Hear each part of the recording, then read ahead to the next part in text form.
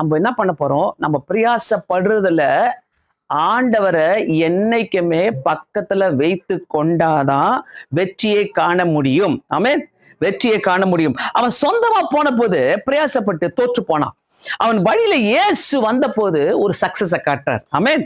இயேசு அவன் வழியில வராரு. வந்த பிறகு ஒரு சக்சஸ் அவன் பார்க்கறான். இயேசு கிறிஸ்து உன் வழியில வந்தாலே உன் பிரயாசங்கள் சக்சஸ். அல்லேலூயா, அல்லேலூயா. அப்போ நீ என்ன பண்ணணும்? உன்னுடைய பிரயாசத்தை இயேசுக்கு இன்ஃபார்ம் பண்ணிக்கிட்டே இரு. ஆண்டவரே, இது ஓகேயா? ஆண்டவரே, இது செய்ய போறேனா? இந்த ஆசையை ஏன் எனக்கு கொடுத்தீங்க? இதை ஏன் என்னை செய்ய வச்சுக்கிறீங்க? என் உலகத்துல நிறைய வேலை இருக்குது, நிறைய காரியங்கள் இருக்குது, ஆனா என்ன மட்டும் ஏன் இதை செய்ய வைக்கிறீங்க? சொல்லிக்கிட்டே இருங்க.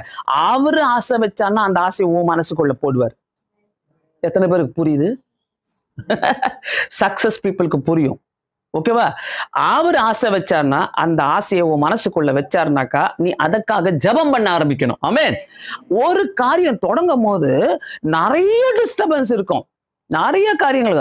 முழுதும் தூங்கல ஆண்டவரே, முழுதும் நான் யோசிச்சுக்கிட்டே இருக்கிறேன் ஆண்டவரே, முழுதும் ஐயோ எனக்கு என்னுடைய கனவுல வந்துகிட்டே இருக்குது ஆண்டவரே, முழுதும் இது ஒரு பெரிய மலை மாதிரி நிக்குது ஆண்டவரே. கவலைப்படாத, ஆண்டவர் உன் வழியில வந்துட்டாருனாக்கா அங்க சக்சஸ் நீ பார்த்துக்கிட்டே இருப்ப. இது வரைக்கும் உங்க பிரயாசங்கள் கொஞ்சம் தோல்வி, கொஞ்சம் வெற்றி, கொஞ்சம் கொஞ்சம் அப்படியே அப்படி நடந்திருக்கலாம்.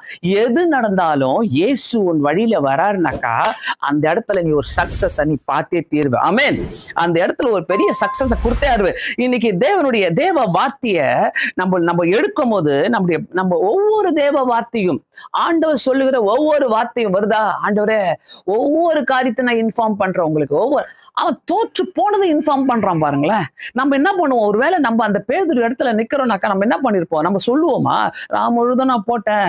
சொல்ல மாட்டோம். ஏன் சொல்லுங்க? நம்ம நினைப்போம், ஐயோ நம்ம தோத்துட்டோமே, நம்ம போட்டு கிடைக்கல, இவர் என்ன சொல்லி நம்ம போட்டு கிடைக்க போது சொல்லி நம்ம ஒரு சிலர் நம்ம யோசிப்போம். நம்மளுக்குள்ள அப்படிப்பட்ட எண்ணங்கள் வரும். நான் ஏன் சொல்லணும் இவர்கிட்ட? என்ன நான் தோற்று போனதை ஏன் சொல்லணும்? எனக்கு மீன் கிடைக்கலன்னு சொன்னது எனக்கு நான் ஏன் சொல்லணும்? இவர் என்னைக்காச்சும் மீன் பிடிச்சிருக்கிறாரா? இவர் எனக்கு சொல்றாரு, இவருக்கு எப்படி தெரியும்னா இப்படிப்பட்ட கேள்விகள் நமக்கு கிளம்பும். ஏன்னா அவர் நிறைய படிச்சிருக்கலாம், அவர் நிறைய செஞ்சிருக்கலாம், அவருக்கு தெரியும், எனக்கு தெரியாது.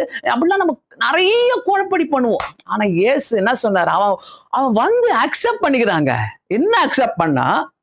என் சொந்தமா நான் செஞ்ச போது நான் சக்சஸ பார்க்கல, ஆனா நீங்க என் வழியில வந்த பிறகு உங்களுடைய வார்த்தையின்படியே நான் செய்கிறேன், நான் வலைய போடுறேன்.